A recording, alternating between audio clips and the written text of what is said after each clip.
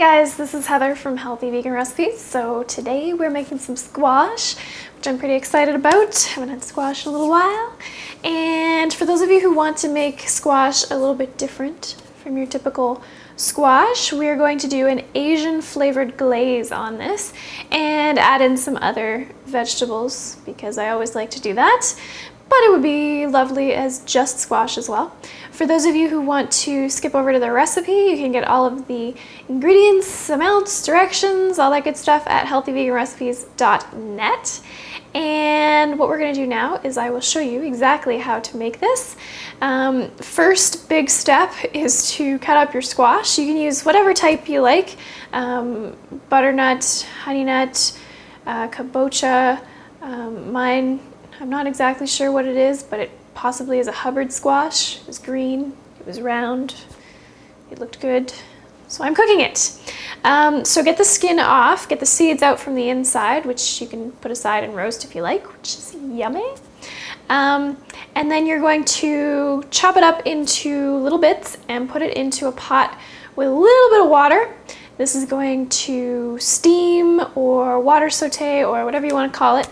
But just put it in the pot, so you'll have like that much squash and then just like that much water. Sprinkle some salt over, stir it around, get it boiling, put a lid on it. All right, so there's the squash in there. You can see the water bubbling at the very bottom. And once it gets boiling, you can turn it down to medium.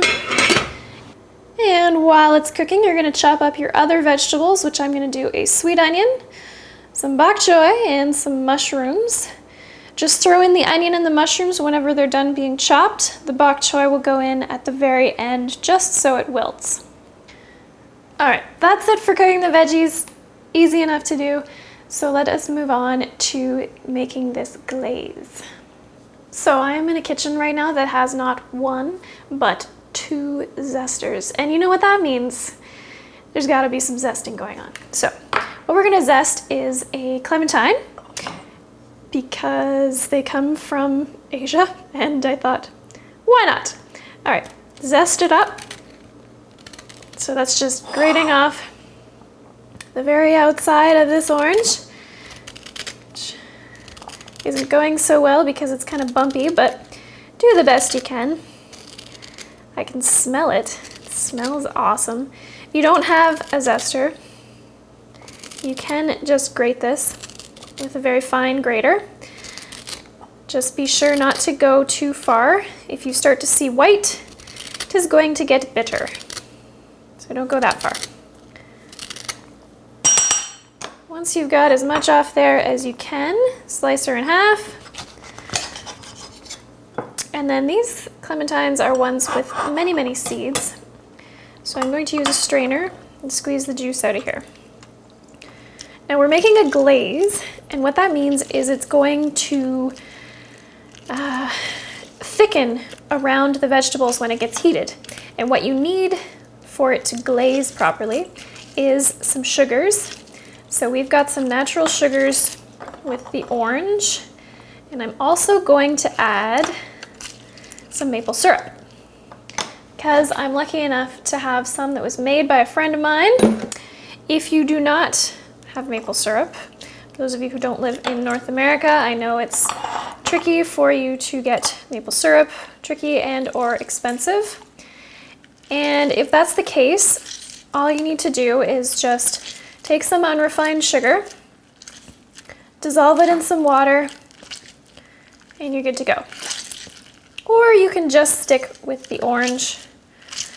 I was planning on using lemon, but then I saw these clementines sitting there and thought I should use some. So oranges are pretty sweet on their own, but you know, there's no harm in making this just a little bit sweeter. So I'm gonna put a little touch of maple syrup in there.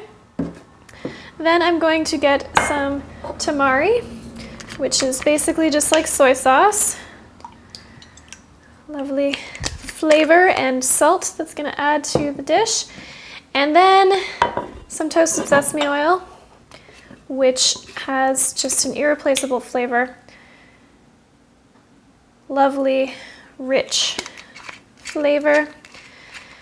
And I am going to use some fresh ginger because I have this gigantic piece.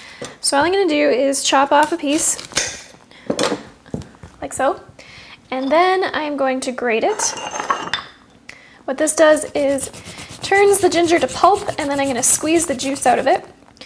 You can also grate this on a regular grater if you don't have a ginger grater. It's probably not going to squeeze as much juice out, so you could just put the pulp straight in there. Probably not use as much. Third option, you can chop it up as finely as you can, and you may want to cook it with the vegetables to just soften the flavor a little bit.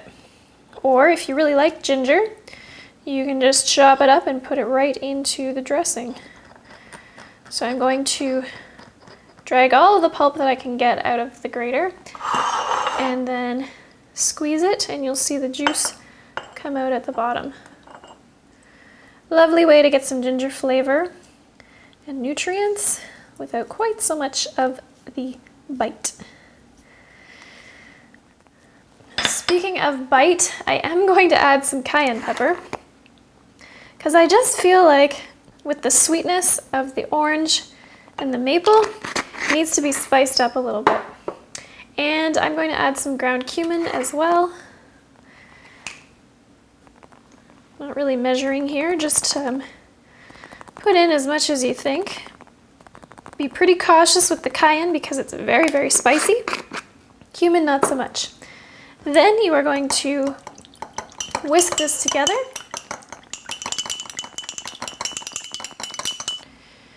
And give it a little taste.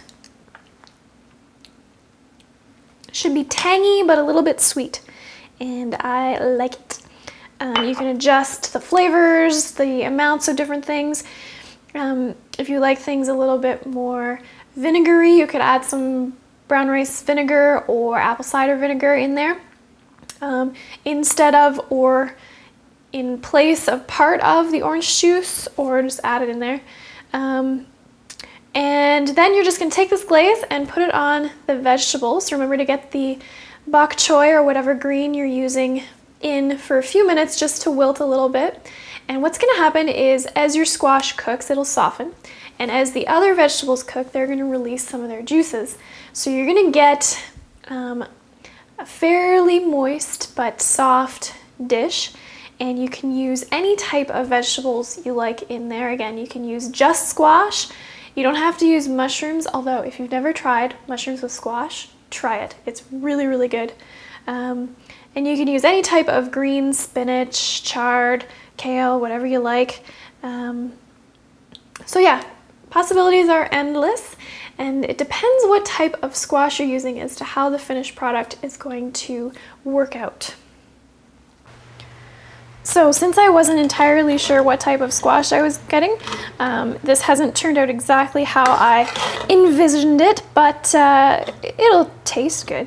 I just was thinking that the squash might be more solid when it cooked, but it has gotten very, very soft, which is fine, but it won't glaze quite the way I was anticipating.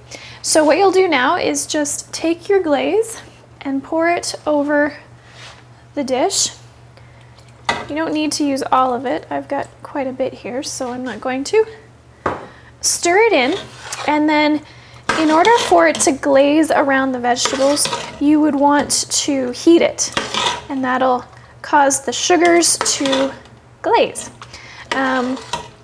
I've turned the heat off because when I put the bok choy in, it was just going to carry the heat. So I'm going to do the same thing with the glaze. I'm just going to put the lid on and let the heat already in the pot finish this off for me.